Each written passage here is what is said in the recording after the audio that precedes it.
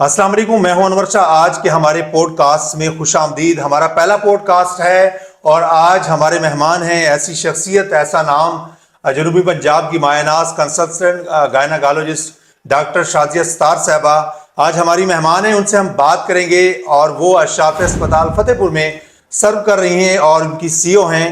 Doctor صاحبہ، پہلے تو آپ کا بہت شکریہ کہ آپ نے اپنا قیمتی ٹائم دیا اور ہمارے پوڈ کاسٹ میں آپ آئیں۔ سب سے پہلے تو آپ اپنے پروفائل کے حوالے سے بتائیے گا۔ تھینک یو ویری مچ، آپ نے مجھے انوائٹ کیا، بہت شکریہ، میرے لیے بڑے آنر کی بات ہے۔ میں جیسے کہ آپ کو پتہ ہے کہ میں F C P S consultant gynaecologist ہوں۔ میری بیسک ڈگری یعنی ایم بی بی ایس اور ایف سی پی ایس بھی وہ دونوں ملتان نیشنل ہاسپٹل سے ہیں۔ میں یہاں پچھلے 20-21 سال سے لیا ڈسٹرکٹ میں تعینات ہوں اور اب میں recently as a chief consultant gynaecologist کام کر رہی ہوں۔ بڑی آپ کی خدمات ہیں اپنے علاقے کے لیے، اور جنوبی پنجاب کی مایہ ناز کنسلٹنٹ گائناکالوجسٹ آپ کو کے نام سے جانا جاتا ہے۔ سب سے پہلے ہم کویسچن کریں گے کہ انفیڈیلٹی کی ریزن کیا ہے اور کیسے اس سے جو ہے وہ نمٹا جا سکتا ہے؟ اس میں انفرٹیلٹی سے مراد یعنی بانجھپن کہہ لیں یا حمل ہونے میں دیر ہونا، دقت ہونا، کچھ بھی اس طرح کی یعنی اس میں ڈیفینیشن میں لیا جا سکتا ہے۔ اس میں سب سے اہم چیز جو لوگوں کے اویئرنیس کے لیے ضروری ہے وہ یہ ہے کہ جب 1 سال ہو جائے میاں بیوی کو اکٹھے رہتے ہوئے اور کوئی بھی مانع حمل طریقہ استعمال نہیں کیا جا رہا تو ضرور ایڈوائز لینی چاہیے ڈاکٹر کی۔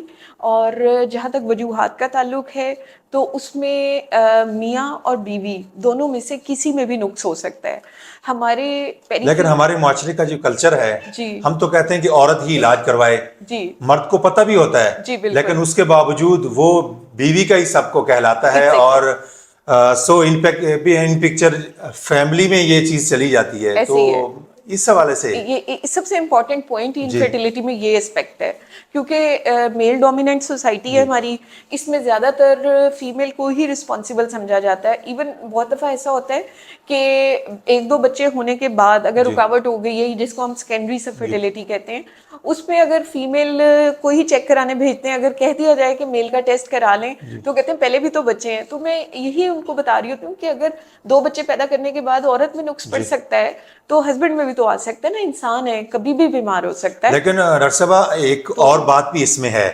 کہ جب تقریباً 4-5 ماہ شادی شدہ جوڑے کو لگ جاتے ہیں، 4-5 ماہ کے بعد فیملی اور باہر کے لوگ ان کو پوچھنے لگ جاتے ہیں، تو ان پہ سوشل پریشر بہت زیادہ ہو جاتا ہے۔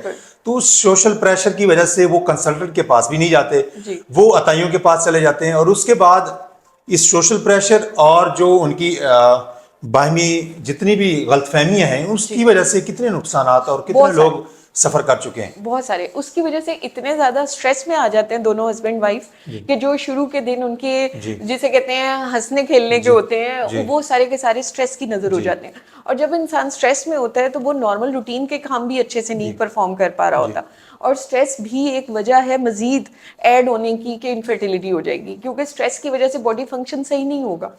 تو جہاں تک وجوہات کا تعلق تھا، اس میں میری امپورٹنٹ جو پوائنٹ میں ہائی لائٹ اس فورم کے تھرو کرنا چاہوں گی وہ ان کے میل کو بھی ضرور ٹیسٹ کرا لینے چاہیے۔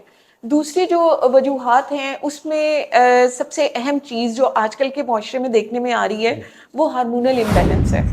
ہارمونس ڈسٹرب ہو جاتے ہیں بیلنس ڈائٹ نہ لینے کی وجہ سے۔